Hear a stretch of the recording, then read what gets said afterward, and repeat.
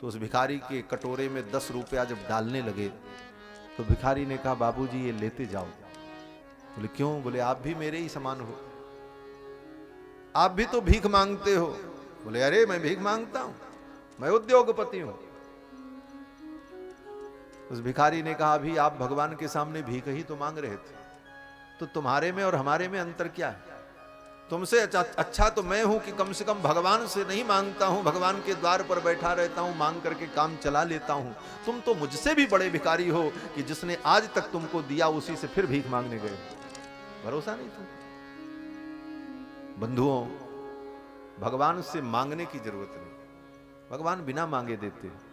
जिस दिन तुम पैदा हुए तुम्हारे मुंह में दांत नहीं थे और पेट की आंतें कमजोर थीं, अन्न पचाने की क्षमता नहीं थी, मुंह में दांत नहीं थे अन्न को कूंचने के, उस समय भी तुम्हारा जीवन कैसे चलेगा इसकी व्यवस्था परमात्मा ने की। मां के स्तन में दुग्ध प्रकट कर दिया पैदा होने के पहले, इस दूध को पी करके जिएगा।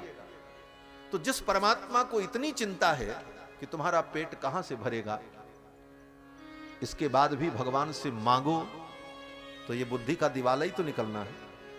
इसके बाद भी ना समझ में आवे। प्रहलाद जी कहते हैं भगवान से क्या मांगे? भगवान कहते हैं नहीं नहीं, तुम्हारे जैसे आप्त काम पूर्ण काम परम निष्काम को मैं कुछ दूंगा तो मुझे भी प्रसन्नता होगा, मेरी प्रसन्नता के लिए मांगो। तब प्रहलाद जी ने कहा, अच्छा अगर ऐसी बात है तो आपकी प्रसन्नता के लिए मैं मांगता हूं। राजी हैं हम उसी में जिसमें तेरी रजा है। अगर आप इसी में राजी हैं कि मुझे कुछ दे करके प्रसन्न होना चाहते हैं तो मैं मांगता हूं। तो प्रहलाद जी ने भगवान से मांगा। आप कहोगे अंत में प्रहलाद जी ने भी भगवान से मांगा, फिर हमारे में और प्रहलाद में क्या अंतर रहा? लेकिन सुन करके आपको आश्चर्य होगा कि प्रहलाद जी ने भगवान से क्या मांगा। भगवान भी नहीं सोच पाए कि प्रहलाद क्या मांगेगा। प्रहलाद जी ने भगवान से कहा, प्रभु यदि राशि समे कामान वरास्तम वरदर्शभ। हे भगवान, यदि आप मुझे वरदान देना चाहते हैं तो आज मैं आपसे यही वरदान मांगता हूं। क्या वरदान? बोले कामानाम हृदय संरोहम भवतस्तु वृणे वरम। आज मैं आपसे यही वरदान मांगता हूं, आप यही वरदान दे दीजिए कि आज के बाद कभी भी मेरे मन में कुछ मांगने की इच्छा न हो। यही वरदान दे दीजिए। क्या मांगा? कि आज के बाद कभी मेरे मन में आपसे कुछ मांगने की इच्छा ही न पैदा हो, यही वरदान दीजिए। कितने चतुर हैं प्रहलाद जी, 5 वर्ष के बालक। और चतुर क्यों न हो, किसी अरे गहरे के चेला नहीं है, देवर्षि नारद के शिष्य हैं। हमारा नारद जी ने इनको ज्ञान दिया, साधारण गुरु के चेला। शिष्य की विशेषता ही ये सिद्ध कर देती है किस गुरु का शिष्य होगा। जिस शिष्य में ये चमत्कार है उसका गुरु कितना अद्भुत होगा। प्रहलाद जी महाराज कहते हैं, प्रभु ये वरदान आप दीजिए, कामानाम हृत समरोहम भवतस्तु वृणे वरम। मैं यही वरदान चाहता हूं कि मेरी कामनाओं का सदा सदा के लिए अंत हो जाए, कभी मेरे मन में कुछ मांगने की इच्छा ही ना। भगवान ने कहा तथास्तु। फिर भगवान जब चलने लगे तो प्रहलाद जी ने एक बात और कही। प्रहलाद जी ने कहा, प्रभु एक निवेदन है। बोले क्या? प्रहलाद जी ने कहा, मेरे पिता ने आपको बहुत गालियां दी, अपशब्द कहे, मेरे पिता को आप क्षमा कर देना, मेरे पिता का कल्याण हो मैं चाहता हूं। भगवान रो पड़े, नरसिंह भगवान। नरसिंह भगवान के आंखों से अश्रु आ गए। धन्य है प्रहलाद तू, इसी को भक्त कहते हैं। भगवान का भक्त कौन? बोले जो अपने शत्रु के भी कल्याण की कामना करे, वही भगवान का भक्त है। जिसके दिमाग में शत्रु और मित्र के भाव अभी बचे हैं, इसका मतलब अभी उसकी भगवान की भक्ति पूरी नहीं है। जो भगवान के परम भक्त होते हैं वो किसी को अपना शत्रु मानते ही नहीं। दुनिया भले उनको शत्रु माने, वो किसी को अपना शत्रु नहीं मानते, वो अजात शत्रु हैं। प्रहलाद जी कहते हैं, मेरे पिता का कल्याण हो, मेरे पिता ने आपको बहुत गालियां दी। प्रहलाद जी ने कहा, बेटा उस पिता ने तुम्हें इतना सताया और तुम उसका कल्याण चाहते हो? प्रहलाद जी ने कहा, प्रभु मैं इसलिए कल्याण चाहता हूं कि अगर मेरे पिता का कल्याण नहीं हुआ तो मेरा पुत्र होना व्यर्थ हो जाए। क्यों? बोले पुत्र किसे कहते हैं? बोले पुम नाम नरकात त्रायते इति पुत्र। पुत्र उसे कहते हैं जो अपने पिता को नरक में जाने से बचा ले।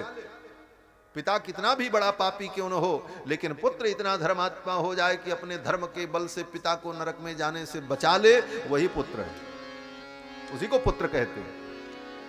प्रहलाद जी कहते हैं अगर मेरे पिता नरक चले गए तो मेरा पुत्र होना व्यर्थ हो जाएगा, इसलिए हे भगवान मेरे पिता को आप क्षमा कर दो, उनके ऊपर कृपा करो। ये भावना देखकर, ये साधुता देखकर भगवान द्रवीभूत हो गए और भगवान ने कहा प्रहलाद और ब्रह्मांड के सभी देवता और सभी प्राणी आज मेरा उद्घोष सुन लें। भगवान कहते हैं आज मैं नया संविधान बनाने जा रहा हूं, और संविधान क्या बनाने जा रहा हूं? संविधान संशोधन करने जा रहा हूं। कोई कानून पहले से बन जाए लेकिन उसमें परिवर्तन की आवश्यकता हो तो उसे संविधान संशोधन कहा जाता है। भगवान ने कहा आज मैं एक संविधान संशोधन करने जा रहा हूं। बोले क्या संविधान संशोधन? भगवान ने कहा आज तक यही संविधान था कि काहू न को सुख दुख कर दाता, निज कृत कर्म भोग सब भ्राता।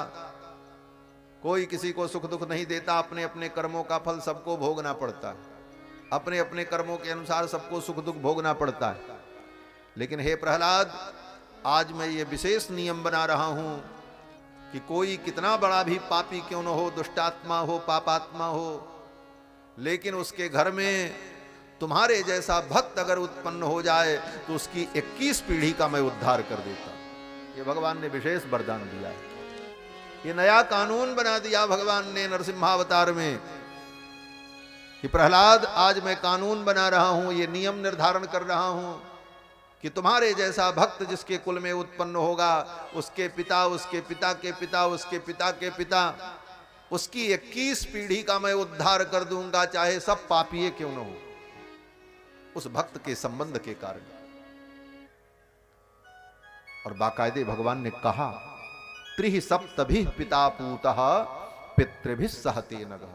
त्रिहि सप्तभिः, त्रिहि सप्तभिः का मतलब 7 त्रिक 21, 21 का 7 का पहाड़ा समझ लो।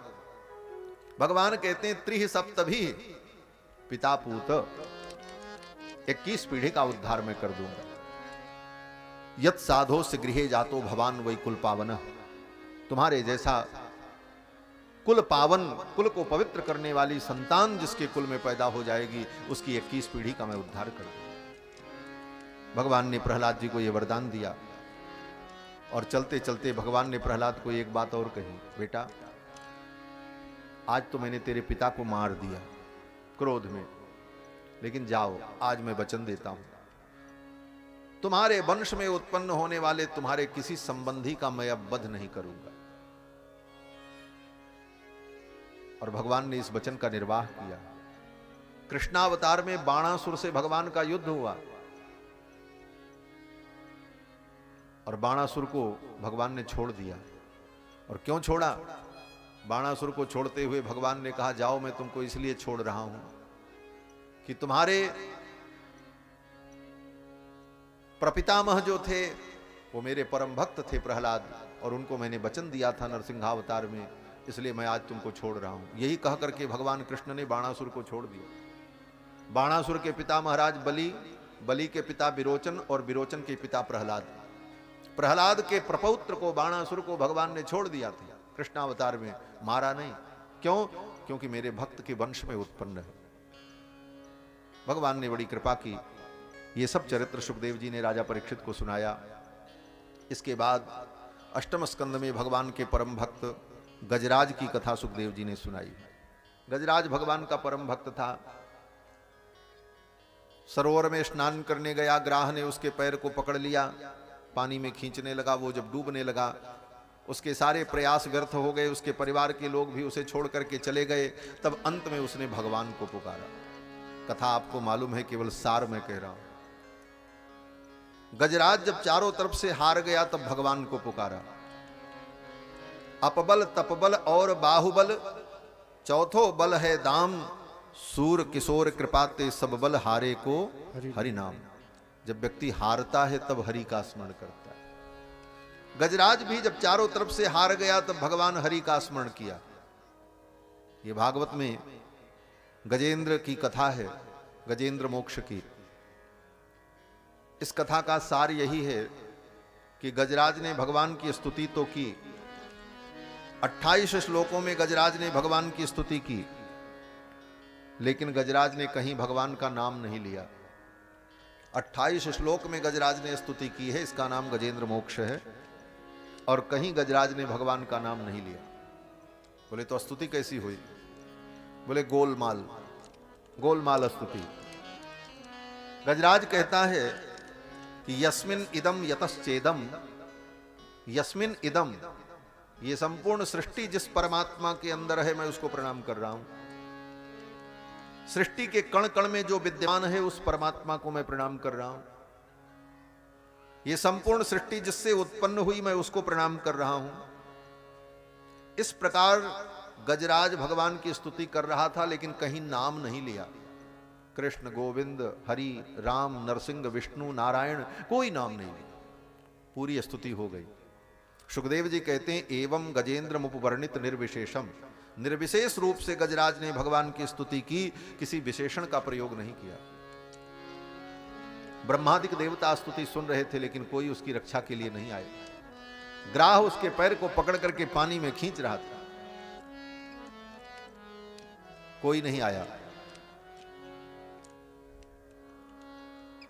ब्रह्मा भी स्तुति सुन रहे थे, इंद्र भी सुन रहे थे, ये लोग क्यों नहीं आए? सुखदेव जी ने बड़ा सुंदर व्यंग किया है इन देवताओं के ऊपर। सुखदेव जी कहते हैं कि ब्रह्मादयो विविध लिंग विधाभिमाना, ये ब्रह्मादिक देवता अपने अपने अभिमान में बैठे थे। ब्रह्मा सोच रहे थे मैं तो सृष्टि करता हूं, इंद्र सोच रहे थे मैं तो देवताओं का राजा हूं, ये मुझे बुलावे तब हम जाएं, हमारा प्रोटोकॉल है, ऐसे ही थोड़ी चले जाएंगे। उस प्रोटोकॉल को ये फॉलो करेगा तब हम जाएंगे, नहीं तो कैसे जा सकते हैं। इस अपने गर्भ में वे देवता अपने अपने स्थान पर बैठे रहे। लेकिन महान तो वो होता है जो सारे नियमों को तोड़कर आतुर की रक्षा करता है, दुखी की रक्षा करता है, उसके दुख की निवृत्ति करता है। महान तो वो, इसीलिए महान भगवान है। अणोरणीयान महतो महीयान। ब्रह्मा नहीं आए, शंकर नहीं आए, इंद्र नहीं आए, वरुण नहीं आए, कुबेर नहीं आए, सब बैठे रहे। सुखदेव जी ने एक ही पंक्ति में कह दिया ब्रह्मादयो, ब्रह्म आदि, आदि में सब आ गए जितने देवता थे। ब्रह्मादयो विविध लिंग विदाभिमाना, अपने अपने चिन्ह के अभिमान में, मैं इंद्र हूं, मैं वरुण हूं, मैं कुबेर हूं, मैं अमुक लोक का स्वामी हूं, अपने अपने चिन्ह को लगा करके बैठे रहे। विविध लिंग विदाभिमाना, लिंग माने चिन्ह। क्या चिन्ह? बोले जैसे सब अधिकारी के अलग अलग चिन्ह होते हैं, डबल स्टार, बैच, बल्ला, सब होता है, तो ऐसे सबके अपने अपने चिन्ह जो थे पद के अनुसार, उसी के अभिमान में वे देवता बैठे रहे और गजराज की रक्षा के लिए नहीं आए। आया कौन? बोले भगवान आ गए, जबकि भगवान का नाम भी उसने नहीं लिया था। छंदोमयेन गरुणेन समुह्यमान, अपने वेदमय गरुण पर बैठ करके भगवान आकाश मार्ग से आ रहे हैं। क्योंकि जिन बातों को गजराज कह रहा था वो विशेषता तो केवल भगवान में थी। अखिल कोटि ब्रह्मांड नायक भगवान हैं, नारायण, भगवान श्री राम, भगवान कृष्ण। अखिल कोटि ब्रह्मांड नायक इंद्र नहीं है, अखिल कोटि ब्रह्मांड नायक वरुण नहीं है, ये सब देवता हैं। इनका एक सीमित अधिकार है, एक निश्चित सीमा है, और सर्वेश्वर तो भगवान है। इसलिए सर्वेश्वर परमात्मा आए अपने गरुड़ पर बैठकर। गजराज ने भगवान को जब आते देखा तब भगवान का नाम लिया, अभी तक नहीं लिया। जब भगवान को आते देखा, अरे गज निरख्यो फहरान बसन की, ललक लग्यो मुख कमल बिलोकन, भूल गई गजग्राह ग्रसन की। गरुड़ पर बैठकर भगवान आ रहे थे, इतने वेग से आ रहे थे कि भगवान का पीतांबर आकाश में लहरा रहा था। भगवान की अलकावली वायु के वेग से हल्लोरित हो रही थी, गले की बनमाला हिल रही थी, और बड़े वेग से भगवान गरुड़ पर बैठ करके नीले आकाश में, नीले गगन में आ रहे हैं। गजराज ने देखा, बड़ा सुंदर पद है, बड़ा भावपूर्ण पद है। गज निरख्यो फहरान बसन की, गज निरख्यो फहरान बसन की, ललकी लग्यो मुख कमल बिरोकन, ललकी लग्यो मुख कमल बिरोकन, भूल गई गजरार कृष्ण की, भूल गई गजराह कृष्ण की, गज निरख्यो फहरान बसन की, गज निरख्यो फहरान बसन की, कुंडल कच फहरात बदन पर, कुंडल कच फहरात बदन पर, दामिनी सी मृदु मंद हसन की, दामिनी सी मृदु मंद हसन की, गज निरख्यो फहरान बसन की, गज निरख्यो फहरान बसन की। गजराज ने भगवान के पीतांबर की फहरान को देखा। गज निरख्यो फहरान बसन की, ललक लग्यो मुख कमल बिलोकन, भूल गई गजग्राह ग्रसन की। गजराज भूल गया कि ग्राह ने मुझे पकड़ रखा है। भगवान के मुखमंडल को देख करके सुध बुध भूल गया। भगवान की बनमाला हिल रही थी, पीतांबर उड़ रहा था। भगवान की मंद मुस्कान को देख करके गजराज सोचने लगा, भगवान को मैं क्या अर्पित करूं। प्रभु आ रहे हैं। गजराज ने सोचा इनको कमल बहुत प्रिय है, क्योंकि ये कमलाकांत है। भगवान का एक नाम है कमलाकांत। और भक्त जब भगवान का वर्णन करते हैं तो कहते हैं इनके कर कमल, इनके चरण कमल, इनके मुख कमल, भगवान का सब अंग कमल के ही समान। नव कंज लोचन कंज मुख कर कंज पद कंजारुणम, नव कंज लोचन कंज मुख कर कंज पद कंजारुणम, लोचन कंज मुख कर कंज पद कंजारुणम। नव कंज लोचन, कंज मुख, कर कंज पद, कंजारुणम। भगवान का मुख कमल, चरण कमल, नेत्र कमल। भक्त जब उदाहरण देते हैं तो यही उदाहरण है। गजराज ने सोचा भगवान के चरण कमल, मुख कमल सब तो कमल के ही समान, ये कमलाकांत हैं। और इनके कर कमल में भी कमल पुष्प है, शंख चक्र गदा पद्म। पद्म भगवान धारण किए रहते। ये पद्म पुष्प भगवान को अत्यंत प्रिय क्यों है? फूल तो बहुत है दुनिया में, कमल ही भगवान को प्रिय क्यों है? कहते कमल पुष्प की एक विशेषता होती है। क्या बोले? जल में रहता है लेकिन जल से निर्लिप्त रहता है। जो प्राणी संसार में रह करके संसार से निर्लिप्त हो वही परमात्मा को प्रिय होता है। यही विशेषता है। कमल क्या है? बोले सुमन। सुमन माने पुष्प। कमल क्या है? बोले सुमन। और सुमन माने सुंदर मन। और सुंदर मन क्या है? बोले जो मन संसार में लिप्त न हो, संसार में रह करके भी हमारा मन संसार में लिप्त न हो, भगवान में लगा हो, इसी मन का नाम सुमन है। ऐसा सुमन, ऐसा कमल पुष्प भगवान को प्रिय है। इसलिए भगवान कमल को सदा अपने हाथ में पकड़े रहते हैं, उसे छोड़ते नहीं। अर्थात जिस भक्त का मन कमल के सुमन जैसा बन जाए, उस भक्त को ठाकुर कभी छोड़ते नहीं, भगवान उसे कभी छोड़ते नहीं। गजराज ने सोचा मैं इनको कमल पुष्प भेंट करूं। उसी सरोवर में से एक कमल को उखाड़ा। उत्क्षिप्य सांबुज करम गृहमाह कृच्छान नारायणाखिल गुरो भगवन नमस्ते।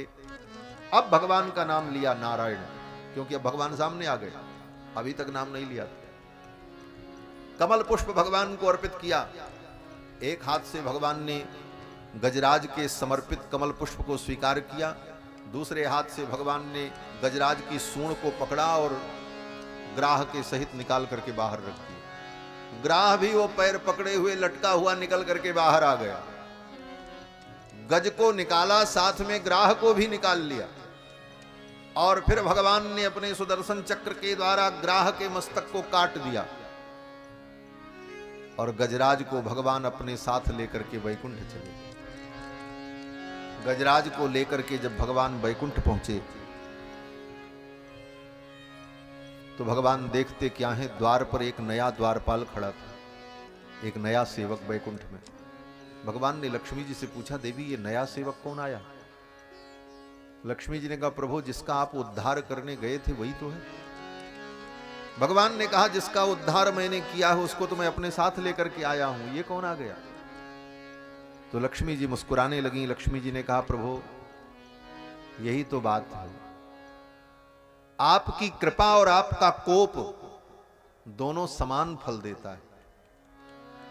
भगवान जिस पे कृपा करते हैं उसको भी वैकुंठ देते हैं, और भगवान जिस पर क्रोध करते हैं उसको भी वैकुंठ मिलता है। क्रोधोपि देवस्य वरेण तुल्यः, भगवान का क्रोध भी वरदान के समान होता है। यो यो हताश चक्रधरेण राजन त्रैलोक्यनाथेन जनार्दनेन, भगवान जनार्दन के चक्र से जो मारा जाता है, भगवान के क्रोध का जो पात्र बनता है, वो भी वैकुंठ प्राप्त कर लेता है। यही विशेषता है।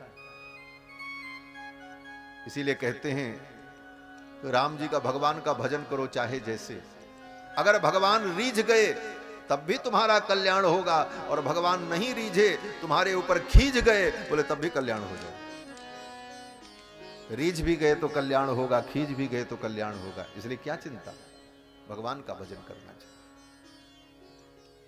लक्ष्मी जी ने कहा, महाराज जो आपकी भक्ति करता है उसको मुक्ति मिलेगी कि नहीं मिलेगी, इसमें तो देर हो सकती है, लेकिन जो आपके भक्तों का आश्रय ले लेता है उसका कल्याण निश्चित है। भगवान ने कहा, क्यों? लक्ष्मी जी ने कहा, यह गजराज आपका भक्त है, और इस ग्राह ने आपके भक्त के चरण को पकड़ा था, आपके भक्त के चरणों का आश्रय लिया था, इसलिए इसको मुक्ति पहले मिल गई और गजराज को तो बाद में मिली। भगवान के भक्तों का जो आश्रय लेता है वह भी मुक्त हो जाता है। गजराज के ऊपर भगवान ने कृपा की। फिर अष्टम स्कंद में ही समुद्र मंथन की कथा सुनाई है। समुद्र मंथन में भगवान का कच्छपा अवतार हुआ। मंदराचल पर्वत को भगवान ने अपनी पीठ पर धारण किया, तब समुद्र मंथन हुआ। और समुद्र मंथन क्यों हुआ, बस केवल इतनी बात हम कहेंगे, क्योंकि कृष्ण जन्म तक पहुंचना है। 7 बज चुके हैं, आज भी लगता है उतना ही समय लगेगा, उससे कम नहीं लगेगा, और हो सकता है ज्यादा भी लगे, क्योंकि कृष्ण भगवान का जन्म तो रात के 12 बजे हुआ था, अभी तो 7 ही बजा। लेकिन आप चिंता मत करो, 12 नहीं बजने देंगे, पहले ही हो जाएगा। तो मैं निवेदन कर रहा था कि समुद्र मंथन की जो कथा सुनाई, समुद्र मंथन क्यों हुआ? कहते हैं समुद्र मंथन अमृत के लिए हुआ। बोले अमृत के लिए समुद्र मंथन नहीं हुआ था। अमृत भी समुद्र मंथन से प्रकट हुआ, लेकिन अमृत के लिए समुद्र मंथन नहीं हुआ था। समुद्र मंथन लक्ष्मी जी के लिए हुआ था। दुर्वासा जी ने इंद्र को शाप दे दिया था कि तुम्हारा ऐश्वर्य नष्ट हो जाए, तो दुर्वासा के शाप को सत्य करने के लिए लक्ष्मी जी समुद्र में चली गई, क्योंकि लक्ष्मी जी जाएंगी तभी इंद्र का वैभव नष्ट होगा। जब तक लक्ष्मी जी की कृपा दृष्टि रहेगी तब तक सब कुछ चकाचक बना रहेगा। तो दुर्वासा जी के शाप को सत्य करने के लिए लक्ष्मी जी को जाना पड़ा, और लक्ष्मी जी समुद्र में चली गई। सारा संसार दुखी हो गया। तब भगवान ने कहा देवताओं से कि समुद्र मंथन करो, लक्ष्मी जी निकलें और उनकी कृपा दृष्टि पड़े तो सब लोग सुखी हो जाएं। देवताओं ने कहा इतने बड़े समुद्र का मंथन कैसे होगा? भगवान ने कहा दैत्यों से दोस्ती कर लो, दोनों मिल करके मंथन करो। देवताओं ने कहा वो मेरे विरोधी हैं, वो वामपंथी हैं, हम दक्षिणपंथी, हमारी विचारधारा अलग है, उनकी विचारधारा अलग है, कैसे मिलेंगे? तो भगवान ने कहा अरयोपि हि संधेयाः सति कार्यार्थ गौरवे। अगर कोई बड़ा काम करना हो और सत्ता का भोग प्राप्त करना हो तो बुद्धिमानी यही है कि अपने विरोधी को भी अपना मित्र बना लेना चाहिए। अरयोपि हि संधेयाः, शत्रु से भी संधि कर लेनी चाहिए। यही राजनीति है। और आज यही बुद्धिमानी होगी कि तुम असुरों से दोस्ती कर लो, तभी तुम्हें ये सत्ता का सुख मिलेगा। और आज भी यही होता है। एक पार्टी दूसरे पार्टी को चुनाव में गाली देती है, एक दूसरे की आलोचना करते हैं और जब स्पष्ट बहुमत नहीं आता तो उसको मिलाकर के सरकार बना लेते हैं। यही संसार है। क्यों? सत्ता का भोग, सत्ता के भोग के लिए सब राजनीति के हथकंडे हैं। देवता दैत्यों के धुर विरोधी हैं, लेकिन अब सत्ता चली गई, बोले अब उन्हीं देवताओं को मजबूरी में दैत्यों से गठबंधन करना पड़ा। गठबंधन की सरकार बन गई। समुद्र मंथन हुआ तो गठबंधन की सरकार में तो शर्त होती है। क्या शर्त होती है? बोले अमुक अमुक मंत्रालय हम लेंगे, हमारी पार्टी को मिलना चाहिए, ये पद हमको मिलना चाहिए। तो यहां भी वही शर्त हुई। क्या शर्त हुई? बोले दैत्यों ने कहा समुद्र मंथन से जो निकलेगा 50-50 का हिसाब होगा, आधा आपका आधा हमारा। देवताओं ने कहा ठीक। फिर समुद्र मंथन हुआ। समुद्र मंथन से जो जो निकला सब आपको मालूम है। घोड़ा निकला उच्चैःश्रवा नाम का, वो दैत्यों के राजा बलि को दिया गया।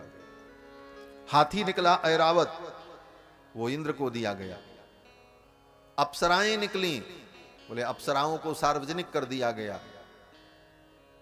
समुद्र मंथन से बारूणी मदिरा निकली, दैत्यों को दे दिया गया। कौस्तुभ मणि निकली, कौस्तुभ मणि को भगवान ने धारण किया। और समुद्र मंथन से लक्ष्मी जी का प्रादुर्भाव हुआ। श्रीमद् भागवत महापुराण के 8वें स्कंद के 8वें अध्याय के 8वें श्लोक में लक्ष्मी जी का प्रादुर्भाव होता है। 8 8 8 24 24 माने चतुर्विंशत्यक्षरा गायत्री। 24 अक्षरों वाली जो गायत्री है वह गायत्री भगवती महालक्ष्मी ही। और भगवती महालक्ष्मी का प्रादुर्भाव होता है। भगवती महालक्ष्मी समुद्र मंथन से जब प्रकट हुई, उनकी कृपा दृष्टि पड़ते ही सारा संसार आनंदमय हो गया। फिर सब लोग विचार करने लगे लक्ष्मी हमको मिल जाती, बड़ी सुंदर थी लक्ष्मी।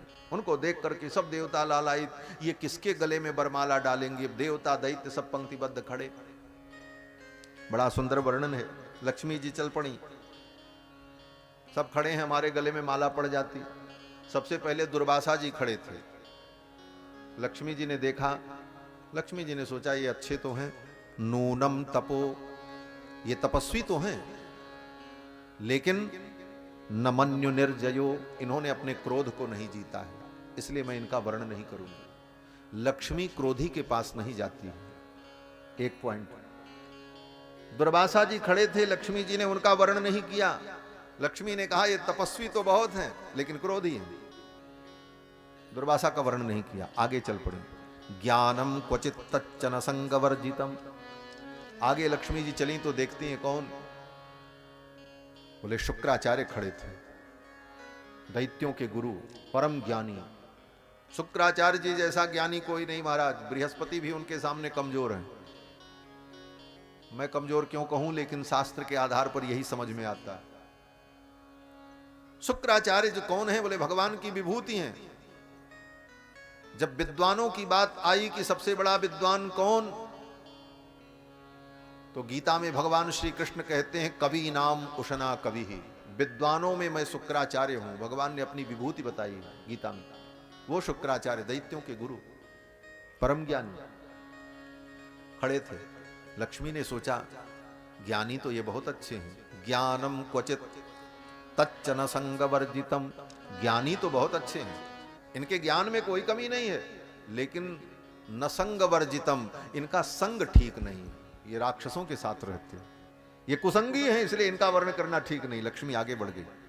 आप बड़े ज्ञानी हो लेकिन आपके संगत अच्छी नहीं है, आपके साथ रहने वाले अच्छे नहीं हैं, तो लक्ष्मी आपके पास नहीं आएगी। अब तीसरा बिंदु कहते हैं, लक्ष्मी जी चली तो देखती क्या है? बोले क्वचिन महास्तस्य न काम निर्जयः।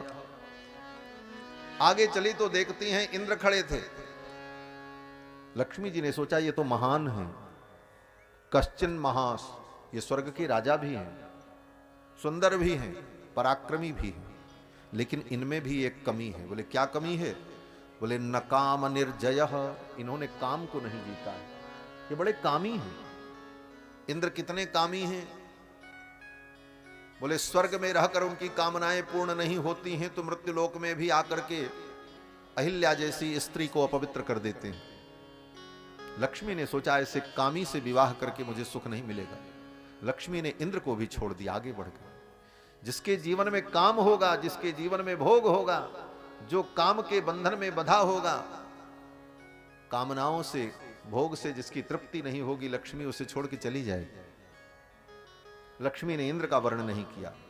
धर्म क्वचित तच्चन भूत सौहृदम। आगे भगवान शंकर खड़े थे। लक्ष्मी ने सोचा इनको माला पहनावे, सब देवता खड़े थे तो शंकर जी भी खड़े थे। लक्ष्मी ने सोचा ये तो बड़े अच्छे हैं। धर्म क्वचित तत्र न भूत सौहृदम। इनके अंदर धर्म भी है, ज्ञानी भी है, सब कुछ है, चरित्रवान भी है, और ये तो काम को जीत चुके हैं। इन्होंने काम को भस्म कर दिया है। जब शिव तीसर नैन उघारा, चितवत काम भयउ जरि छारा। लेकिन इनमें भी एक कमी है। बाहर लक्ष्मी, ये लक्ष्मी बड़ी विचित्र है हमारे। भगवान शंकर को देख करके लक्ष्मी कहती है, अरे इनके अंदर सब विशेषता है तो, लेकिन इनके अंदर दया नहीं है। न भूत सौहृदम। संसार के प्रति इनके अंदर दया नहीं है, सौहृद नहीं है। क्यों? बोले जब प्रलय का समय आता है तो ये निर्दयी होकर के संपूर्ण सृष्टि को नष्ट कर देते हैं। प्रलयंकर है, इसलिए लक्ष्मी निर्दयी प्राणी के पास भी नहीं जाती। जिसके जीवन में दया होगी, करुणा होगी, लक्ष्मी उसके चरणों में जाए। किसी का वर्णन नहीं किया लक्ष्मी ने। लक्ष्मी जब आगे चली, अब देखो दूसरी विशेषता, सब लक्ष्मी को चाह रहे थे और सब लाइन से खड़े थे, शायद हमारा नंबर लग जाए, शायद मेरे ही गले में बरमाला पड़ जाए। और भगवान, बोले भगवान नारायण दूर जाकर के एक पेड़ के नीचे आराम से हाथ की टेक लगा करके शयन कर रहे थे। निरपेक्ष थे लक्ष्मी से। बाकी लोगों को लक्ष्मी की अपेक्षा थी और भगवान लक्ष्मी से निरपेक्ष थे, कोई अपेक्षा नहीं थी। जो अपेक्षा रख रहे थे लक्ष्मी ने उनका वर्णन नहीं किया। क्यों?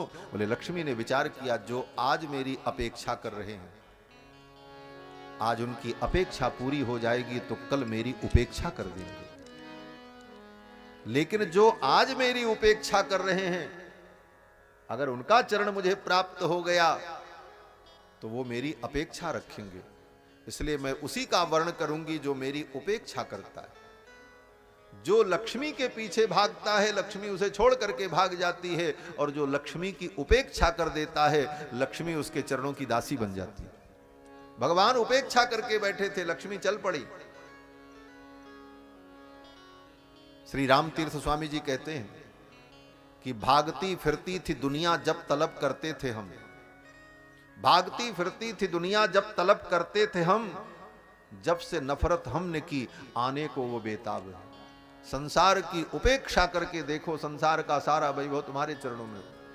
अपेक्षा करते रहोगे, दौड़ना पड़े। देवताओं ने अपेक्षा की, लक्ष्मी उनके पास नहीं गई, और भगवान उपेक्षा करके चुपचाप बैठे थे, लक्ष्मी भगवान के पास पहुंच गई। सुखदेव जी कहते हैं कि बब्रे बरम सर्वगुणैरपेक्षितम रमा मुकुंदम निरपेक्षमीप्सितम। बब्रे बरम सर्वगुणैरपेक्षितम। जिन जिन गुणों की अपेक्षा थी लक्ष्मी जी को, शुक्राचार्य में ज्ञान तो देखा लेकिन संग गड़बड़ था। इंद्र के अंदर सब कुछ था लेकिन काम था। शंकर जी के अंदर सारी विशेषताएं थी लेकिन दया नहीं थी। दुर्वासा जी के अंदर सब कुछ था लेकिन क्रोध था। तो जिन जिन चीजों की अपेक्षा थी महालक्ष्मी को, वो सारी अपेक्षाएं कहां पूर्ण हुई? बोले भगवान में। बब्रे बरम सर्वगुणैरपेक्षितम।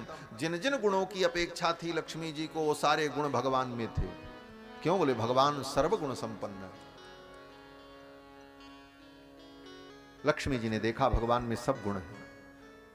और क्या है? बोले रमा मुकुंदम निरपेक्षमीप्सितम। और ये निरपेक्ष है, सब गुण इनके अंदर है, इसलिए ये कोई मेरी अपेक्षा नहीं कर रहे हैं।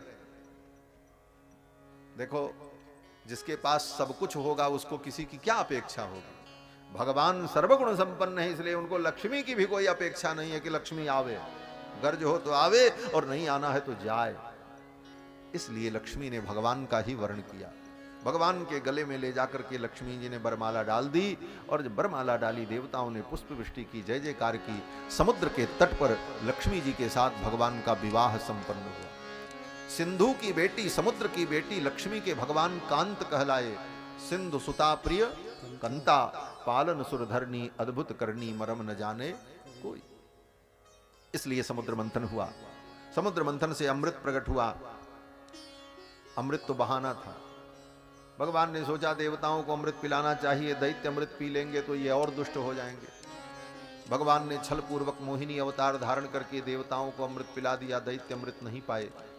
देवासुर संग्राम हो गया, आपस में लड़ाई हो गई, बहुत सारे दैत्य मारे गए।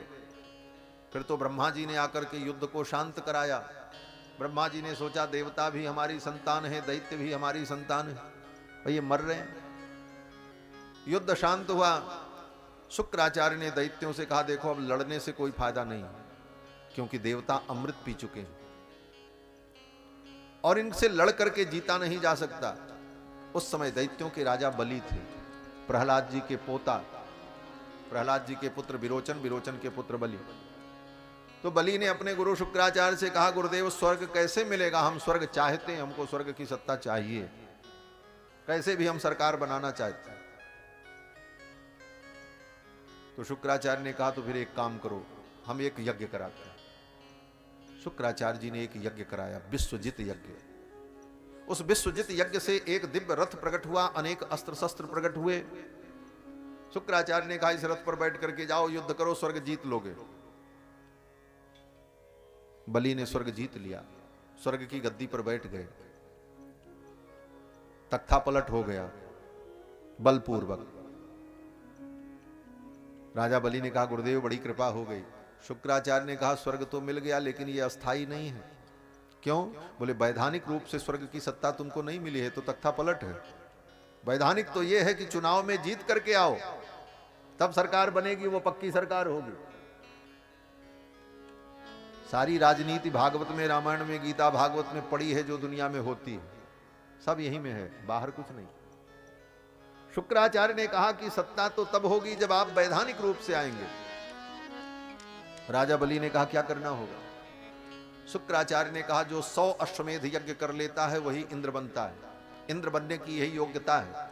100 यज्ञ का बहुमत आपको प्राप्त हो जाए, 100 यज्ञ आपके पूरे हो जाएं अश्वमेध, तो आप शतक्रतु हो जाएंगे। शतक्रतु माने इंद्र, उसी को इंद्र का पद मिलेगा। इंद्र एक पद है, उस इंद्र के पद पर जो वर्धमान बैठे हुए इनका नाम पुरंदर है। इंद्र एक पद है और उस पद पर रहने वाले की उपाधि क्या है? बोले शतक्रतु। 100 यज्ञ जो कर ले अश्वमेध वही इंद्र बनता है। शुक्राचार्य ने राजा बलि से कहा 100 अश्वमेध यज्ञ कर लो, तब वैधानिक रूप से स्वर्ग की सत्ता तुम्हारी हो जाएगी। अभी तो केवल कब्जा मिला है, डॉक्यूमेंट्स भी पक्के हो जाएं। तो राजा बलि ने कहा ठीक महाराज आप कराओ। यज्ञ की दीक्षा ले ली राजा बलि ने और यज्ञ प्रारंभ किया। 1 अश्वमेध यज्ञ हुआ, 2 हुआ, 3 हुआ, 4, 5, 9, 10 करते करते 99 अश्वमेध यज्ञ हो गए, पूर्ण निर्विघ्न। देवता लोग भयभीत हो गए, अब तो स्वर्ग गया सदा के लिए। क्यों? बोले अब 100वां यज्ञ शुरू हो गया राजा बलि का नर्मदा नदी के तट पर। अब सदा के लिए स्वर्ग असुरों का हो जाएगा, हम निकाल दिए जाएंगे, अब हमें नहीं मिलेगा। इंद्र बड़े दुखी हुए। तो इंद्र की मां जो अदिति थी, उन्होंने अपने पति महर्षि कश्यप से कहा मेरे पुत्रों के ऊपर बड़ी विपत्ति है, कोई उपाय। महर्षि कश्यप ने अपनी पत्नी अदिति देवी को पयोव्रत का विधान बताया। इसी फाल्गुन के महीने में पयोव्रत होता है। पयोव्रत का विधान बताया कि पयोव्रत करने से तुम्हें पुत्र की प्राप्ति होगी, वो पुत्र तुम्हारे उन पुत्रों को, देवताओं को सुख देगा, उनकी सत्ता को बचाएगा। देव माता अदिति ने पयोव्रत किया और पयोव्रत उनका जब पूरा हुआ तो भगवान उनके सामने आ गए। भगवान ने प्रकट होकर के कहा मां आपके पयोव्रत से मैं प्रसन्न हूं, मैं आपका पुत्र बन करके आ रहा हूं और देवताओं का कार्य मैं कर दूंगा, लेकिन आप किसी से कहना मत, ये रहस्य आप जानो हम जाने बस। देव माता अदिति ने कहा ठीक। भगवान अंतर्ध्यान हो गए और देव माता अदिति ने सुंदर पुत्र को जन्म दिया। भगवान ही पुत्र बनकर के प्रकट हुए। इनका नाम पड़ा है उपेंद्र। इंद्र के छोटे भाई हैं इसलिए इनका नाम उपेंद्र। कश्यप महर्षि के पुत्र हैं और छोटे से हैं इसलिए इनका नाम वामन। वामन भगवान का अवतार हुआ। बोलो श्री वामन भगवान की। वामन भगवान का अवतार भादों के शुक्ल पक्ष की द्वादशी को हुआ, जिसको वामन द्वादशी कहते हैं। भादों के कृष्ण पक्ष की अष्टमी को भगवान कृष्ण का अवतार है, और भादों के शुक्ल पक्ष की द्वादशी श्रवण नक्षत्र वामन भगवान का अवतार नक्षत्र है। वामन भगवान प्रकट हुए और वामन भगवान फिर बड़े हुए। इनका यज्ञोपवीत संस्कार हुआ, स्वर्ग में ही यज्ञोपवीत संस्कार हुआ। स्वयं गायत्री देवी ने इनको अक्षमाला प्रदान की। सूर्य भगवान ने गायत्री मंत्र का उपदेश किया, और सारे विधि विधान से वामन भगवान ब्रह्मचारी बने, और ब्रह्मचारी बनकर बटुक बनकर भिक्षा मांगने के लिए चल पड़े। ये तो भगवान की लीला है। देवताओं के कार्य को करने के लिए भगवान वामन बने। ब्रह्मचारी भगवान बने, लेकिन भगवान नकली ब्रह्मचारी हैं, असली ब्रह्मचारी नहीं। माया माणवकम हरिम, माया माणवक, माया माणवक माने नकली ब्रह्मचारी, माया के द्वारा जो ब्रह्मचारी बने। क्यों? बोले वामन भगवान ब्रह्मचारी तो बने हैं, लेकिन इनके हृदय में इनकी दुल्हन बैठी है। कौन? बोले लक्ष्मी जी। इसीलिए वामन भगवान जब राजा बलि के द्वार पर गए तो मृगचर्म से अपने छाती को ऐसे ढक लिया था वामन भगवान ने। मृगचर्म को कंधे पर लपेट लिया कि कहीं राजा बलि ने देख लिया तब तो सारा रहस्य खुल जाएगा। इसलिए मृगचर्म से अपने वक्षस्थल को वामन भगवान ने ढक लिया था। माया माणवकम हरिम, माया से ब्रह्मचारी बनकर के आए हैं, और राजा बलि के यज्ञ स्थल पर चल पड़े भिक्षा मांगने के लिए। वामन भगवान जब पहुंचे राजा बलि के यज्ञ स्थल पर, शुक्राचार्य जी ने देखा भगवान को आते, ऋषियों ने देखा, राक्षसों ने देखा, और ये ऐसा अद्भुत तेज वामन भगवान का। छोटे से 5 वर्ष के, गोल मटोल, गोल गोल गाल, सुंदर ओंठ, और कानों में कुंडल, अलकावली, एक लंगोटी पहने हुए, और कंधे पर मृगचर्म, हाथ में पलाश दंड, एक हाथ में छाता, एक हाथ में कमंडल, मस्तक पर लगा ऊर्ध्वपुंड, कंधे पर सुंदर शुभ यज्ञोपवीत ब्रह्मचारी बने भगवान वामन जब आ रहे थे, टुनमुन घूमते हुए, जैसे बच्चा छोटा आ रहा हो जल्दी जल्दी दंड कमंडल लिए, उस प्रकार वामन भगवान जब आए, उनके तेज को देख करके शुक्राचार्य और जो ऋषि मुनि बैठे थे यज्ञ मंडप में सब हतप्रभ हो गए। अरे ऐसा तेज! किसी ने कहा अरे सूर्य किलायुतवा विभावसु, लगता है भगवान सूर्य आ रहे हैं। किसी ने कहा अरे नहीं नहीं, सनत कुमारोथ दिदृक्षया क्रतो, ऐसा तो नहीं कि भगवान सनत कुमार ही यज्ञ का दर्शन करने के लिए आ रहे हो, ऐसा तेज। किसी ने कहा वरुण आ रहे हैं, किसी ने कहा मुख आ रहे हैं, किसी ने कहा मुख आ रहे हैं। राजा बलि के गुरु शुक्राचार्य बैठे थे। शुक्राचार्य ने देखा और शुक्राचार्य ने कहा राजन, न सूर्य आ रहे हैं, न चंद्रमा आ रहे हैं, न सनत कुमार आ रहे हैं। बोले तब कौन आ रहे हैं? शुक्राचार्य जी ने कहा विष्णु कपट पंडित, भगवान कपट पंडित विष्णु, जो परम कपटी हैं, अपने भक्तों का कार्य साधन करने के लिए, देवताओं का काम करने के लिए भगवान विष्णु ही कपट वेश धारण करके ब्रह्मचारी बनकर के आ रहे हैं। सावधान, ये तुम्हारा सर्वस्व हरण कर लेंगे। शुक्राचार्य ने कह दिया। वामन भगवान जब आए तो राजा बलि तो भगवान के परम भक्त हैं महाराज, प्रहलाद जी के पोता हैं राजा बलि, भले असुर हैं लेकिन भगवान के परम भक्त हैं। उन 12 भक्तों में इनका भी नाम है जो भगवान के परम भक्त हैं। बाबा और पोता दोनों का नाम है, प्रहलादो जनको भीष्मो बलिर्वैयासिकिर्वयम्, दोनों हैं। राजा बलि भगवान के परम भक्त हैं, चिरंजीवी भी हैं, प्रहलाद जी महाराज के पौत्र हैं। राजा बलि ने सुना कि भगवान आ रहे हैं। राजा बलि ने कहा गुरुदेव आज मेरी सेवा सफल हो गई, आपके चरणों की मैंने सेवा की, उसका फल मुझे प्राप्त हो रहा है, फल स्वयं चल करके आ रहा है। बोले गुरु की सेवा का फल क्या है? बोले गोविंद की प्राप्ति। गुरु गोविंद दो खड़े काके लागू पाए, बलिहारी गुरु आपने जिन गोविंद दियो बताए। गुरु की सेवा का यही फल है गोविंद की प्राप्ति। राजा बलि ने कहा गुरुदेव भगवान आ रहे हैं, मैं उनका स्वागत करूंगा। शुक्राचार्य ने कहा राजन अगर मेरी अवहेलना करोगे तो तुम्हारा सर्वस्व नाश हो जाएगा। ये सब तुम्हारा हरण कर लेंगे। राजा बलि ने कहा मेरा सर्वस्व नाश हो जाए, मुझे कोई चिंता नहीं है, मैं भगवान का स्वागत करूंगा, भगवान मेरे द्वार पर आ रहे हैं। ये राजा बलि की भक्ति थी। भगवान जब आए तो उठ करके राजा बलि ने स्वागत किया। स्वागतम ते नमस्तुभ्यम ब्रह्मन् किम करवामते। हे प्रभु आपका स्वागत है, मैं आपकी क्या सेवा करूं।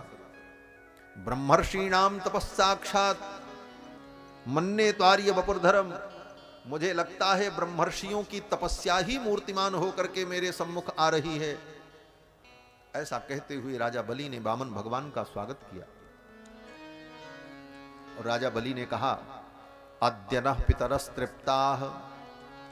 हे भगवान आज मेरे पितर तृप्त हो गए, आज मेरे पितर धन्य हो गए। अद्य नः पितरस्तृप्ताः अद्य नः पावितम कुलम। आज मेरा कुल पवित्र हो गया।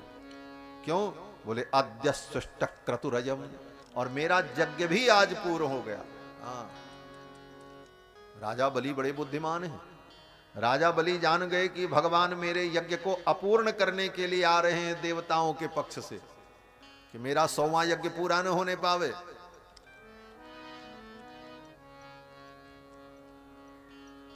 लेकिन राजा बलि ने बुद्धिमानी की। राजा बलि ने कहा भगवान तो मेरे हैं, भले ये देवताओं का काम करने के लिए आ रहे हैं, लेकिन मेरे भी हैं, ये मेरे आराध्य हैं। और ये जहां पहुंच जाएं वो यज्ञ कैसे अधूरा रह सकता है। इसलिए भगवान के पहुंचते ही राजा बलि ने घोषणा कर दी अद्य सृष्ट क्रतुरयम। मेरा ये क्रतु आज ही पूर्ण हो गया। लो, घोषणा कर दी। जैसे कोई व्यक्ति, चतुर बुद्धिमान व्यक्ति, अपने पक्ष के व्यक्ति को जिताने के लिए पूरी वोटिंग गणना होने के पहले ही घोषणा कर दे अमुक विजयी, और उसको प्रमाण पत्र दे दे। उसी प्रकार राजा बलि ने कहा हमारा यज्ञ आज ही पूरा हो गया। क्यों? बोले आप आ गए। क्यों? बोले लिखा है कि भगवान अगर यज्ञ में आ जाए, भगवान का स्मरण हो जाए, भगवान का नाम ले लिया जाए तो यज्ञ पूरा हो जाता है। यशस्मृत्या च नामोक्त्या तपो यज्ञ क्रियादिषु न्यूनम संपूर्णताम याति सद्यो बंदे तमच्युतम। अच्युत का नाम लेने पर न्यूनता पूर्णता में परिणत हो जाती है। और यहां तो साक्षात अच्युत आए हुए, मेरा यज्ञ तो पूरा होगा। यद भवान आगतो गृहान। और ये कह करके राजा बलि ने भगवान को साष्टांग प्रणाम किया, चरण धोया, आसन दिया। और राजा बलि ने कहा महाराज मैं आपकी क्या सेवा करूं, आप आज्ञा करो। गाम कांचनम गुणवद्धाम अमृष्टम। कहो तो आपको मैं 2-4-10 लाख गाय का दान करूं। आप कहो तो आपको हाथी घोड़े दे दूं। 100-200 हजार गांव कहो तो दे दूं। और महाराज आप बड़े अच्छे लग रहे हो। राजा बलि ने कहा महाराज बड़े सुंदर हो, आप ब्रह्मचारी हो। अगर आपका ब्रह्मचर्य व्रत पूरा होने वाला हो और आपको गृहस्थ आश्रम में प्रवेश करना हो तो आप संकोच मत करना, मैं आपका यहीं पर अपने यहां विवाह भी करा दूंगा। आपके अनुकूल कोई कन्या ढूंढ करके आपका मैं विवाह भी करा दूंगा। राजा बलि ने कहा तथा त्रपेय मुतवा विप्र कन्याम। आप कहो तो आपके लिए मैं विप्र कन्या ढूंढ करके आपका विवाह भी मैं करा दूं और यहीं बसा दूं। मेरे ही राज्य में आप रहो, मैं आपकी सेवा करूं। और आप चिंता मत करो, आप जितने बड़े हो उतनी बड़ी दुल्हन मैं ढूंढ के ले आऊंगा। राजा बलि ने बड़े प्रेम से ठाकुर का स्वागत किया महाराज। उतवा विप्र कन्याम। तो वामन भगवान भी बड़े विचित्र। वामन भगवान ने कहा राजन मैं ब्राह्मण हूं, मुझे गांव नहीं चाहिए, मुझे हाथी घोड़े नहीं चाहिए, मुझे स्वर्ण नहीं चाहिए, मेरे जीवन में संतोष है। भगवान ने कहा राजन असंतुष्टा दुजा नष्टा संतुष्टा च महीपति। हे राजन वो ब्राह्मण नष्ट हो जाता है जिस ब्राह्मण के जीवन में संतोष नहीं होता। हम संतोषी ब्राह्मण हैं, नकली ब्राह्मण ऐसे ही बोलते हैं। भगवान तो नकली ब्रह्मचारी बने हैं। भगवान कहते हैं देखो राजन असंतुष्टा दुजा नष्टा संतुष्टा च महीपति। जो राजा संतुष्ट हो जाता है वो नष्ट हो जाता है। ब्राह्मण के जीवन में संतोष आ जाए तो ब्राह्मण सुखी हो जाता है। और क्षत्रिय, बोले क्षत्रिय के जीवन में संतोष आ जाए, बोले वो दुखी हो जाता है। दोनों के धर्म अलग अलग है ना। ब्राह्मण के जीवन में संतोष होगा तो उसका कल्याण होगा, और क्षत्रिय के जीवन में असंतोष होगा तो उसका कल्याण। अगर क्षत्रिय सोच ले कि बस अब इतने में हमारा राजकाज ठीक है, तो उसके राज्य का कभी विस्तार नहीं हो सकता। इसीलिए शास्त्रकारों ने कहा असंतुष्टा द्विजा नष्टा, संतुष्टा च महीपति, और महीपति राजा अगर संतुष्ट हो जाए तो उसका नाश हो जाता है। सलज्जा गणिका नष्टा, गणिका माने वेश्या, वेश्या के अंदर अगर लज्जा आ जाए तो नष्ट हो जाती है। क्यों? बोले लज्जा आ जाएगी तो नाचेगी कैसे, फिर तो उसका धंधा ही बंद हो जाएगा। सलज्जा गणिका नष्टा, और निर्लज्जा कुलांगना, और कुल की जो बधू होती है, कुल बधू, अगर उसके अंदर निर्लज्जता आ जाए तो उसका नाश हो जाता है। निर्लज्जा कुलांगना, इसलिए कुलांगना को, कुल बधू को लज्जा से युक्त होना चाहिए, और गणिका को निर्लज्ज होना चाहिए, तब उसका धंधा चलेगा। ब्राह्मण को संतोषी होना चाहिए, और क्षत्रिय को अपने राज्य का विस्तार करते रहना चाहिए, उसे कभी संतोष नहीं करना चाहिए, तब उसका राज्य बढ़ता है। ये सब नीतियां हैं। भगवान ने कहा हमको ये सब नहीं चाहिए, हम तो संतुष्ट हैं, हमको ज्यादा नहीं चाहिए, हमको 3 पग पृथ्वी चाहिए बस। राजा बलि ने कहा बस 3 पग, बोले हाँ इतने में काम चल जाएगा। फिर तो महाराज, राजा बलि ने कहा 3 पग चाहिए तो ले लो। वामन भगवान ने कहा ऐसे नहीं लेंगे, संकल्प करके दो, तब दान का फल होता है। राजा बलि से संकल्प करा लिया, और संकल्प कराने के बाद कहा अब नाप करके दे दो। तो राजा बलि ने कहा एक तो 3 पग पृथ्वी आपने मांगा, अरे 2-4 गांव मांगे होते, अब 3 पग पृथ्वी मैं दूं, मुझे लज्जा आ रही है, मैं क्या नापूं, आप ही नाप लो, जहां नापना हो, जहां आपका मन करे, जैसे मन करे वैसे नाप लो। तो वामन भगवान भी बड़े चतुर। वामन भगवान ने कहा देखो राजन, तुम बड़े लालची हो। राजा बलि ने कहा महाराज आज तक किसी ने नहीं कहा था। भगवान ने कहा तो कौन कह सकता है, हम ही कह सकते। वामन भगवान ने कहा देखो राजन तुम बड़े लालची हो, तुम्हारे अंदर लालच है। राजा बलि ने कहा क्यों?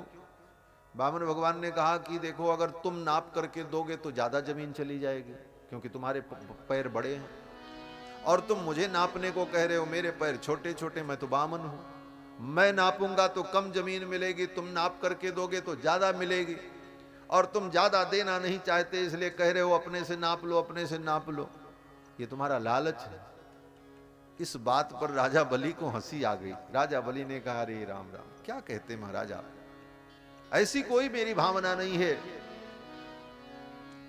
आप नाप लो, भले आपके पांव छोटे हैं लेकिन आप तो समर्थ हो, आप अपने पांव को बढ़ा करके नाप लो, मुझे कोई आपत्ति नहीं है। भगवान यही सुनना चाहते थे। राजा बलि ने कह दिया बढ़ा करके नाप लो, तो वामन भगवान ने कहा अच्छा तो फिर देखो मैं बढ़ा करके नापता हूं। बोले हाँ महाराज बढ़ा के नाप लो।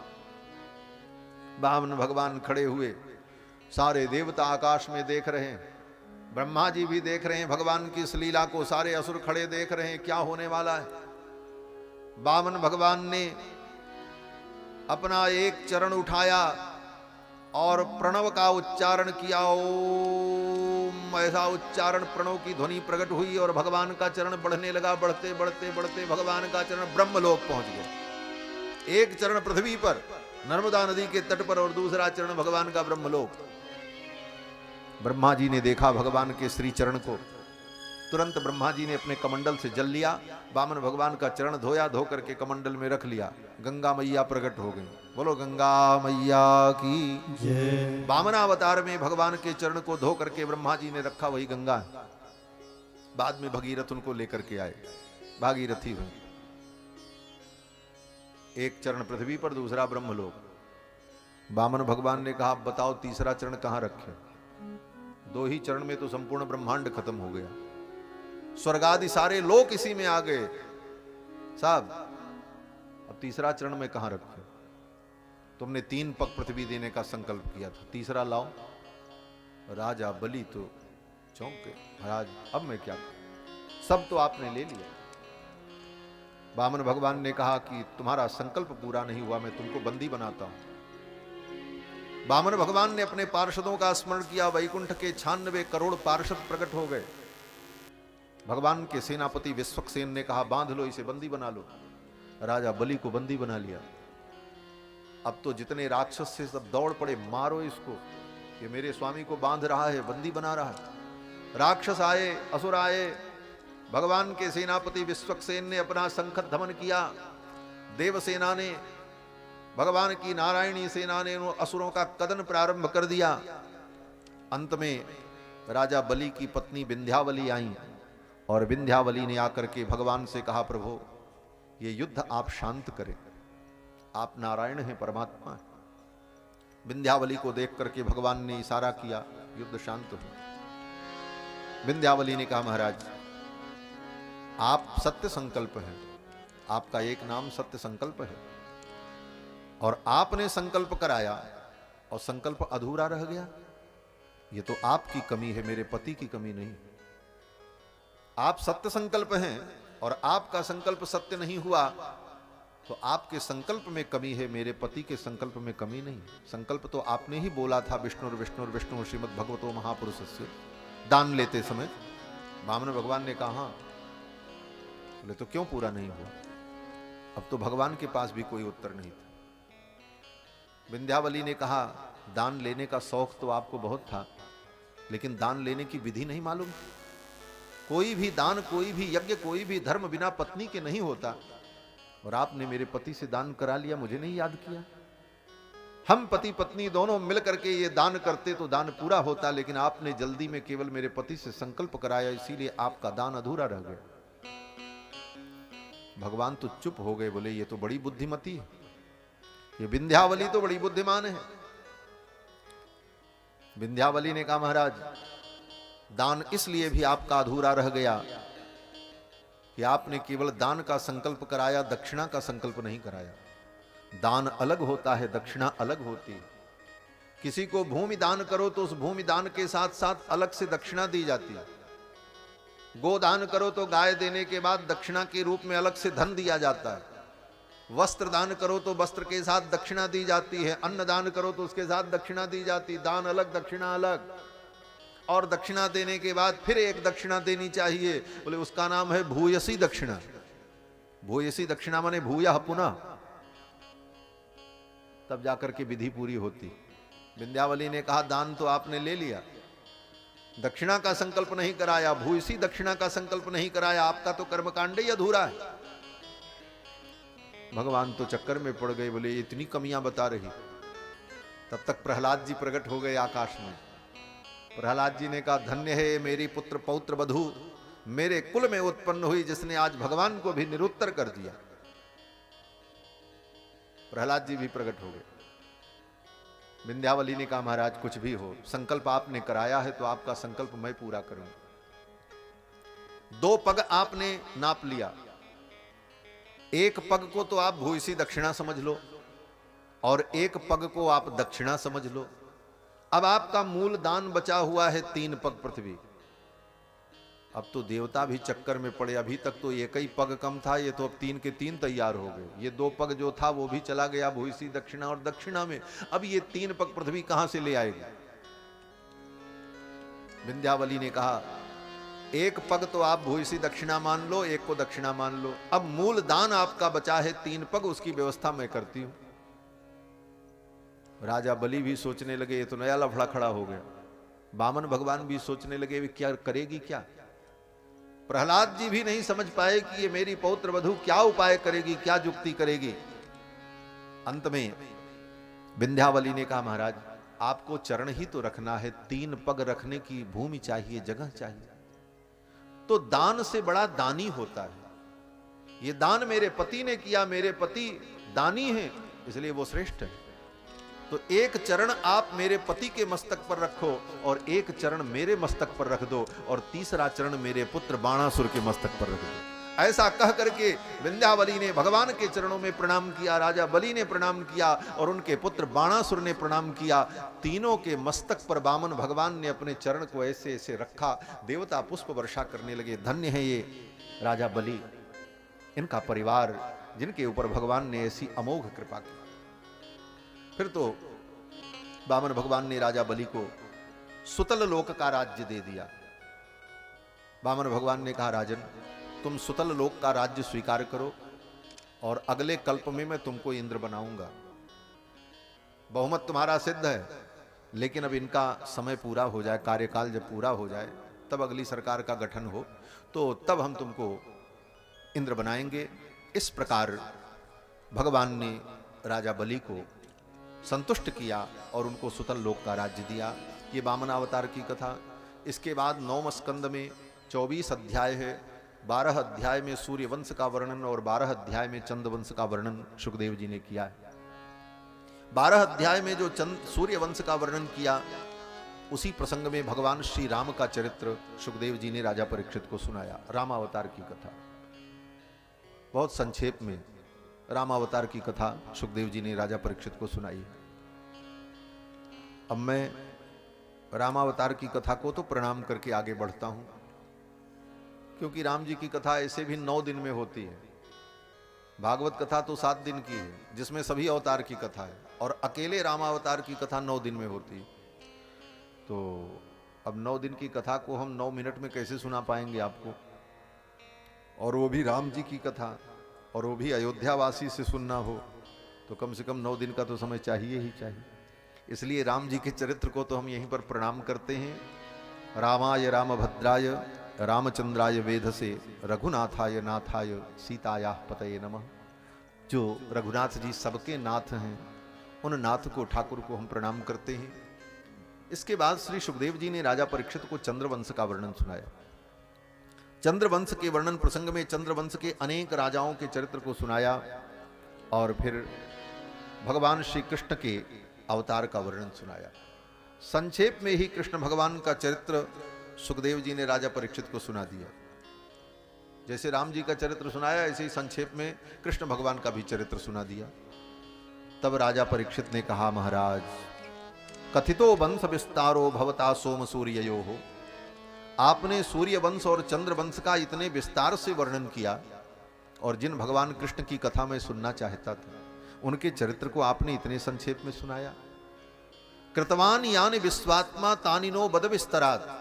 विश्वात्मा भगवान कृष्ण ने जो चरित्र किया है, उसका आप विस्तार से वर्णन करो, हमें सुनाओ। इस प्रकार जब राजा परीक्षित ने कहा, तो सुखदेव जी बड़े प्रसन्न हुए, और सुखदेव जी भगवान श्री कृष्ण के चरित्र का वर्णन करते हैं। सुखदेव जी कहते हैं, राजन द्वापर का अंतिम काल था।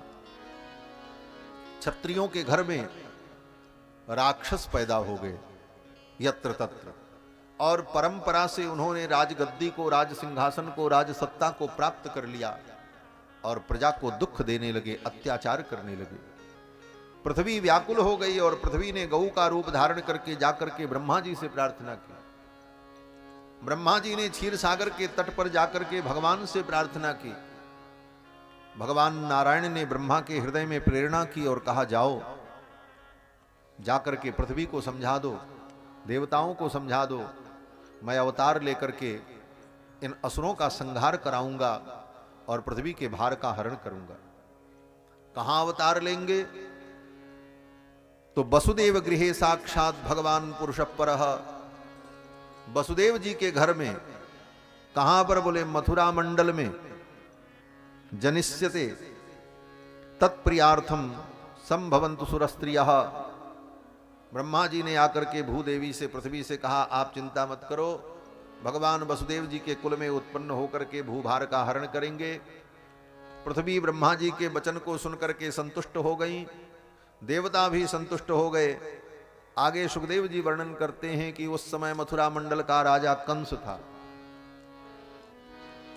मथुरा मंडल का राजा कंस ने अपने पिता को, महाराज उग्रसेन को, कारागार में बंद कर दिया और स्वयं राजा बन गया, राजगद्दी पर बैठ गया। कंस ने अपनी कई बहन का विवाह वसुदेव जी से किया था। कंस की चचेरी बहन देवकी का विवाह भी कंस ने वसुदेव जी के साथ कर दिया। वसुदेव जी मथुरा में ही रहते थे, ये कहीं के राजा नहीं थे, एक संभ्रांत क्षत्रिय थे, क्षत्रिय परिवार के थे। कंस ने अपनी बहन देवकी का विवाह वसुदेव जी के साथ कर दिया और रथ पर बैठा करके विदा करने जा रहा था, पहुंचाने जा रहा था क्योंकि मथुरा में ही वसुदेव जी रहते थे, कहीं दूर जाना नहीं था। तो कंस ने कहा चलो हम ही पहुंचा के आते हैं। वही रथ चलाने लगा। रथ थोड़ी दूर चला, तब तक आकाशवाणी हुई, अस्यास्त्वामष्टमो गर्भो हंतायाम बहसे बुध। अरे मूर्ख, जिसको तू लेकर के जा रहा है, इसका 8वां गर्भ, इसकी 8वीं संतान तेरी शत्रु होगी। इतना सुनते ही कंस ने रथ रोक दिया, तलवार निकाली, देवकी के केस को पकड़ लिया, मारने चला। वसुदेव जी ने रोका है। सा कथम भगिनीम हन्यात स्त्रियम उद्वाह पर्वणि। आज ही तुम्हारी बहन का विवाह हुआ और तुम इसे मारना चाहते हो। कंस ने कहा आपने सुना नहीं, इसकी 8वीं संतान मेरी शत्रु होगी। वसुदेव जी ने कहा कोई किसी का शत्रु नहीं होता, मृत्यु समय पर आती है और सबकी मृत्यु निश्चित है। कंस ने कहा कुछ भी हो मैं इसे मारूंगा। वसुदेव जी ने देखा ये तो दुष्ट है, मार ही देगा, किसी प्रकार देवकी की रक्षा करनी चाहिए। तो वसुदेव जी ने कहा अगर इसकी संतान से तुम्हें भय है तो मैं वचन देता हूं, इसकी संतान मैं तुम्हें दे दूंगा, इसे छोड़ दो। वसुदेव जी की सत्यवादिता पर कंस को भरोसा था, कंस ने छोड़ दिया। वसुदेव जी महाराज देवकी को लेकर के आए, पहली संतान हुई, वसुदेव जी ने दे दिया ले जाकर के, बोले लो, पहले बेटे को ही दे दिया ले जाकर। कंस मारने चला। फिर कंस को बुद्धि आई, अरे ये तो मेरा शत्रु नहीं है, शत्रु तो 8वां होगा। लौटा दिया, बोले ले जाओ, ये बड़ा होकर के मुझे मामा कहेगा, मेरा भांजा है। कंस ने विदा कर दिया। लेकिन तब तक नारद जी आ गए। नारद जी ने सोचा कंस इतना बड़ा भगत बन जाएगा, धर्मात्मा बन जाएगा, तो इसका कल्याण कैसे होगा। इसके पाप का घड़ा भरे तभी भगवान इसका कल्याण करेंगे, इसके पाप का घड़ा भरेगा तभी भगवान इसका वध करेंगे, तभी इसका कल्याण होगा। इसलिए नारद जी ने कंस को आकर के समझाया तुम पागल हो, ये देवता बड़े चतुर हैं, किधर से गिनेंगे तुमको पता नहीं चलेगा। इनकी गिनती कहां से शुरू होगी, 1 2 3 4 तुम समझ नहीं पाओगे, और तुम 8 के चक्कर में बैठे रहोगे और मारे जाओगे। कंस ने कहा कैसे। नारद जी ने अपने झोली से एक कमल निकाला, अष्टदल कमल। उस कमल फूल में 8 पंखुड़ियां थीं। नारद जी ने कहा बताओ इसमें पहली कौन है, 8वीं कौन है। कंस ने कहा महाराज जहां से गिनेंगे वो पहली, और जहां खत्म हो जाए वही 8वीं। तो कहीं भी 8वीं हो सकती, कहीं भी पहली हो सकती है। हर पंखुड़ी 8वीं 7वीं 5वीं 4थी हो सकती है। जहां से आप गिनोगे वहां से शुरुआत होगी, जहां समाप्त होगा वहां समाप्त। इसमें कौन पहली, कौन 8वीं, कौन 7वीं, इसका निर्धारण गिनने के ऊपर है।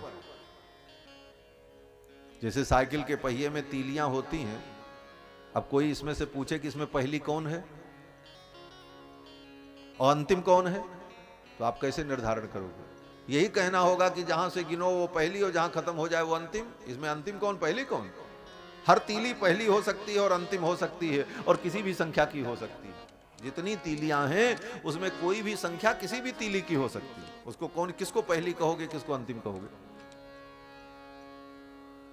कंस ने कहा तब महाराज। नारद जी ने कहा तो तुम धोखे में रह जाओगे और मारे जाओगे फोकट में। कंस ने कहा महाराज तो क्या करें, देवकी की सभी संतान को मार डालें। नारद जी ने कहा नारायण नारायण, साधु के मुंह से यही कहलवाना चाहते हो, हम काहे को कहें, तुमको जो समझ में आवे सो करो। ऐसा कह करके नारद जी चले गए। कंस को समझ में आ गया कि सभी संतानों को मार दे, तभी तो इसका पाप बढ़ेगा, तभी भगवान इसका संहार करेंगे। ये नारद जी बड़े अद्भुत वैद्य हैं। हो वैद्य का काम क्या है, बोले वैद्य रोग की निवृत्ति के लिए औषधि देता है। किसी व्यक्ति को फोड़ा हो गया तो डॉक्टर के पास गया, बोले महाराज ये फोड़ा हो गया क्या करें। तो डॉक्टर ने दवा दी, बोले इस दवा को खा लो ये ठीक हो जाए। दवा लेकर के वो गया, दवा नहीं खाया, फोड़ा और बढ़ गया। फिर आया, बोले महाराज मैं भूल गया था, दवा नहीं खा सका, अब तो फोड़ा बढ़ गया, अब मैं क्या करूं। तो वैद्य ने देखा कि अब फोड़ा इतना बड़ा हो गया है कि अब ये दवा से सूखने वाला नहीं है, अब तो इसका ऑपरेशन ही करना पड़ेगा। लेकिन अभी ऑपरेशन लायक भी नहीं हुआ है, पूरा पका भी नहीं। ऑपरेशन करने के लिए अभी समय नहीं है। अब ये पूरा परिपक्व हो जाए तब इसका ऑपरेशन हो। तब डॉक्टर ने क्या किया, बोले डॉक्टर ने दूसरी दवा दी, बोले इस दवा को खाओ 2 दिन, उसके बाद आना, तब इसका ऑपरेशन कर देंगे। बोले अब डॉक्टर ने कौन सी दवा दी, बोले फोड़े को बढ़ाने के लिए। पहले दिन तो घटाने के लिए दिया था, लेकिन उसका उपयोग जब नहीं किया तब दोबारा वो दवा देनी पड़ी कि अब ये फोड़ा बढ़े और इसका ऑपरेशन हो तभी ये ठीक होगा, अन्यथा नहीं होगा। उसी प्रकार जब कोई व्यक्ति पाप करता है तो आचार्य संत भगवान उसे सद्बुद्धि देना चाहते हैं कि इससे ये निवृत्त हो, बच जाए, इस दवा को खा करके सुधर जाए। और जब वो दवा नहीं खाता, उसका पाप बढ़ जाता है, तब भगवान उसको ऐसी प्रेरणा देते हैं कि अब ये इतना पाप करे कि इसके पाप का घड़ा भर जाए और इसका ऑपरेशन हो, तभी इसकी शुद्धि हो सकती है। नारद जी ने भी यही किया। नारद जी ने देखा कि अब कंस का कल्याण ऐसे नहीं होगा, इसका पाप का घड़ा भरे और भगवान इसका उद्धार करें, तभी इसका उद्धार होगा। इसलिए नारद जी ने ऐसी जुक्ति बता दी और नारद जी चले गए। कंस ने देवकी वसुदेव की 6 संतानों की हत्या की। 7वें गर्भ के रूप में शेष जी आए। त्रेता में जो लक्ष्मण हैं वही द्वापर में बलराम जी हैं। 7वें गर्भ के रूप में आए। योग माया ने इस गर्भ को निकाल करके रोहिणी के गर्भ में रख दिया। वसुदेव जी की बड़ी पत्नी रोहिणी है, वो नंद बाबा के घर में थी। देवकी वसुदेव कारागार में थे। योग माया ने, भगवान की माया ने देवकी के 7वें गर्भ को रोहिणी के गर्भ में पहुंचा दिया। ये रहस्य किसी को पता नहीं चला। यही भगवान की माया का चमत्कार है। भगवान की माया क्या कर सकती है, बोले कुछ भी कर सकती है। अघटित घटना पटीयसी, भगवान की माया की यही विशेषता है, जो अघटित घटना को भी घटित कर दे। जो घटना किसी भी प्रकार से नहीं घटित हो सकती, उसको भी जो घटित कर दे, उसी का नाम माया। अघटित घटना पटीयसी, भगवान की माया ने ऐसा किया कि गर्भ को वहां पहुंचा दिया। ये रहस्य कंस को पता नहीं चला। कंस को पता चला कि देवकी का 7वां गर्भ अपने आप नष्ट हो गया। कंस ने कहा चलो अच्छा हुआ, मारना नहीं पड़ा। 7वां गर्भ तो रोहिणी के यहां पहुंच गया। 10 महीना बीतने पर रोहिणी ने सुंदर पुत्र को जन्म दिया। भादों के शुक्ल पक्ष की 6ठी तिथि को बलराम जी प्रकट भये, बलदाऊ भैया, जिसको बलराम जी की 6ठी कहा जाता है, दाऊ जी की 6ठ। तो बलराम जी प्रकट हुए गोकुल में और 8वें गर्भ के रूप में भगवान देवकी के गर्भ में आए। देवकी का तेज अद्भुत हो गया। कंस ने सिपाही सैनिकों की संख्या बढ़ा दी। चप्पे चप्पे पर आदमी लगा दिए, कहीं कोई चूक न होने पावे, मेरा शत्रु आ चुका है। देवकी के शरीर से अद्भुत तेज निकल रहा था, क्योंकि गर्भ में भगवान है। जैसे किसी कपड़े के अंदर कोई मणि छिपा दी जाए तो उस मणि का प्रकाश उन कपड़ों के छिद्र को पार करके बाहर तक प्रकट हो जाता है। उसी प्रकार देवकी के गर्भ में विराजमान भगवान जो कृष्णमणि हैं, गोपाल चूड़ामणि हैं, भक्त वांछा कल्पतरु हैं, ऐसे भगवान का दिव्य प्रकाश देवकी के रोम छिद्रों को पार करके बाहर निकल रहा है। देवकी के प्रकाश को देखकर कंस जान गया मेरा शत्रु अत्यंत तेजस्वी है, गर्भ में आ चुका है।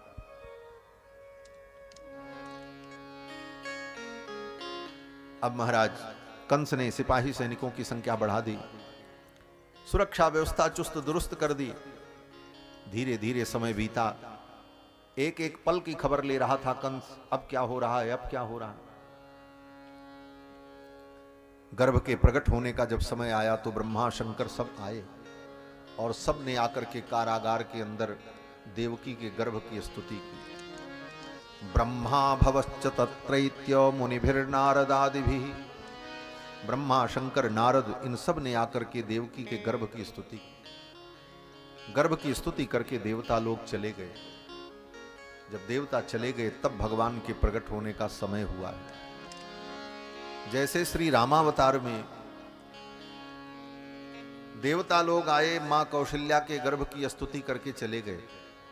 जब देवता स्तुति करके चले गए तब भगवान प्रकट हुए। सुर समूह विनती करी, पहुंचे निज निज धाम, जग निवास प्रभु प्रगटे अखिल लोक विश्राम। देवता स्तुति करके जब चले गए तब जग निवास भगवान प्रकट होते।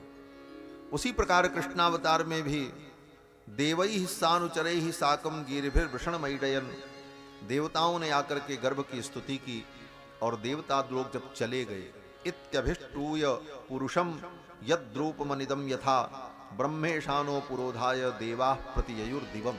देवता लोग स्तुति करके जब स्वर्गलोक चले गए तब भगवान प्रकट होते हैं। भादों का शुक्ल कृष्ण पक्ष अष्टमी तिथि, रोहिणी नक्षत्र, रात्रि के ठीक 12 बजे और बुधवार दिन।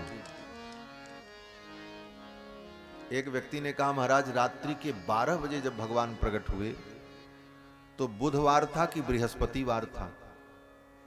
क्यों? बोले ठीक 12 बजे के बाद 1 सेकंड भी आगे हो जाए तो दूसरा दिन हो जाता है। तो भैया ये हिसाब तुम्हारा है, ये अंग्रेजों के हिसाब से रात के 12 बजे दिन बदलता है। हमारे सनातन धर्म में दिन सूर्योदय के बाद बदलता है।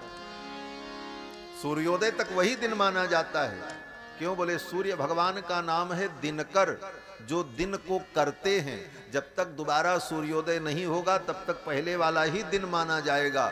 अब दूसरे दिन जब दिनकर आएंगे तब दिन करेंगे, तब दूसरा दिन होगा। 12 बजे हमारे यहां दिन नहीं बदलता। तिथि तो कभी भी बदल जाती है, तिथि दिन में भी बदल जाती है, शाम को भी बदलती है, रात के भी बदलती है, सवेरे भी बदलती है। तिथि का जितना भोग काल होगा उतने भोग काल तक तिथि रहेगी और फिर तिथि दूसरी आ जाएगी। लेकिन दिन, बोले दिन तो 24 घंटे का होता है, सूर्योदय से लेके सूर्योदय तक दूसरे दिन। तो रात्रि के 12 बजे कौन सा दिन? बोले बुधवार दिन था। बुधवार दिन अष्टमी तिथि, रोहिणी नक्षत्र, भादों का महीना, कृष्ण पक्ष, और भयंकर वर्षा हो रही थी महाराज। हवाएं चल रही थी, लोग ठिठुर रहे थे। लेकिन कब तक? बोले जब तक भगवान प्रकट नहीं हुए तब तक। भगवान के प्रकट होने के कुछ क्षण पहले तक ऐसा भयावह वातावरण था। लेकिन भगवान श्री कृष्ण के प्राकट्य का जब समय आया तो वातावरण बड़ा अद्भुत हो गया। भागवत में वेद व्यास जी लिखते हैं, सुखदेव भगवान कहते हैं कि अथ सर्वगुणोपेत काल परम शोभनः, सर्वगुणोपेतः, सर्वगुण संपन्न सुंदर काल आ गया। कालः परम शोभनः, ये काल की सुंदरता क्या है?